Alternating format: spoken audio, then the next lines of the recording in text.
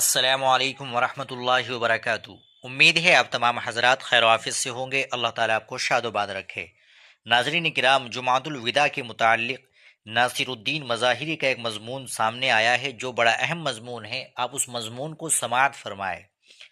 رمضان المبارک کی فضا جوں جوں رخصتی کے قریب پہنچتی ہے، ہمارے معاشرے میں ایک عجیب منظر دیکھنے کو ملتا ہے۔ خطابات ہوتے ہیں، اعلانات ہوتے ہیں، اور ایک خاص جوش کے ساتھ یہ کہا جاتا ہے کہ جمعۃ الوداع ہے۔ مساجد میں اس عنوان سے بیانات ہوتے ہیں، بعض جگہ باقاعدہ اعلان کیا جاتا ہے، اور لوگوں کے ذہنوں میں یہ بات بٹھائی جاتی ہے کہ گویا رمضان کا آخری جمعہ کوئی خصوصی شرعی درجہ رکھتا ہے۔ کیا نبی کریم صلی اللہ علیہ وسلم نے رمضان کے آخری جمعے کو جمعۃ الوداع قرار دیا؟ کیا صحابہ کرام رضوان اللہ علیہم اجمعین نے اس دن کی کوئی خاص تیاری کی؟ کیا ائمہ مجتہدین نے اس کے لیے کوئی خاص عبادت یا خاص خطبہ مقرر کیا؟ تاریخ اسلام اور حدیث کی کتابیں اس سوال کے جواب میں خاموش ہے۔ ہماری تاریخ کا عجیب المیہ ہے کہ ہم بدعت کے خاتمے کے لیے سنجیدہ جد و جہد کرتے رہے، اور بدعت ہمارے درمیان پروان چڑھتی رہی۔ بعض چیزیں آہستہ آہستہ رواج بن گئی اور پھر اتنی مضبوط ہو گئی کہ لوگوں نے انہیں دین سمجھ لیا۔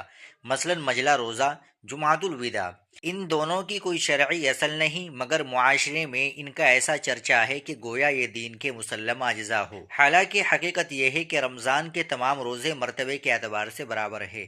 نہ پہلا روزہ کسی خاص شرعی فضیلت کا حامل ہے، نہ مجلہ روزہ، نہ آخری جمعہ۔ البتہ شریعت نے جس چیز کو اہمیت دی ہے وہ آخری عشرہ ہے۔ احادیث سے معلوم ہوتا ہے کہ رمضان کے آخری 10 دنوں کی بڑی فضیلت ہے۔ اسی عشرے میں لیلۃ القدر کی تلاش کا حکم ہے، اعتکاف کی سنت ہے، عبادت میں اضافے کی تلقین ہے، اور جہنم سے آزادی کی بشارت ہے۔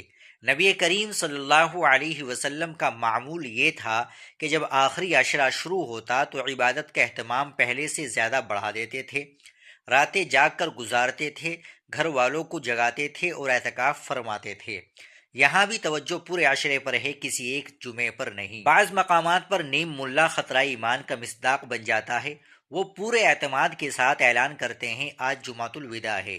لوگ بھی عقیدت سے سن لیتے ہیں، سر ہلا دیتے ہیں اور سمجھتے ہیں کہ شاید یہی دین ہے۔ لیکن اگر ان سے ادب کے ساتھ پوچھ لیا جائے کہ حضرت اس کی اصل کیا ہے، کون سی حدیث میں یہ عنوان آیا ہے، کس صحابی نے اس کو اس نام سے منایا، تو جواب میں تعویل بیجا یا بگلے جھانکنے کے سوا کچھ نہیں ہوتا۔ یہی وہ مقام ہے جہاں علم اور روایت کی کمی واضح ہو جاتی ہے۔ بعض جگہوں پر آخری جمعے میں ایک خاص انداز سے خطبہ پڑھا جاتا ہے جس میں کہا جاتا ہے الوداع والفراق والسلام یا شہر رمضان، یعنی یہ رمضان تجھ سے جدائی کا وقت آ گیا۔ یہ جملے بظاہر جذباتی اور دل کو چھونے والے ہیں، لیکن سوال پھر وہی ہے، کیا یہ طریقہ نبی کریم صلی اللہ علیہ وسلم سے ثابت ہے؟ اکابر علماء نے اس کا جواب نفی میں دیا ہے۔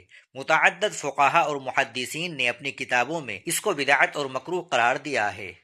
رمضان سے محبت تو ایمان کا تقاضا ہے۔ اصل مسئلہ یہ ہے کہ ہم محبت کے اظہار میں شریعت کے دائرے سے باہر نکل جاتے ہیں۔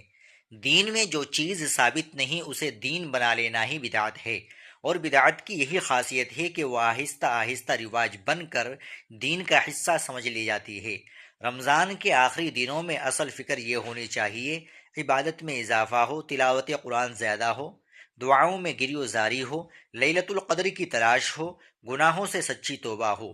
اگر یہ سب کچھ نہیں ہوا اور ہم صرف جمعۃ الوداع کے جذباتی عنوان میں الجھے رہے تو ہم نے رمضان کے اصل پیغام کو کھو دیا۔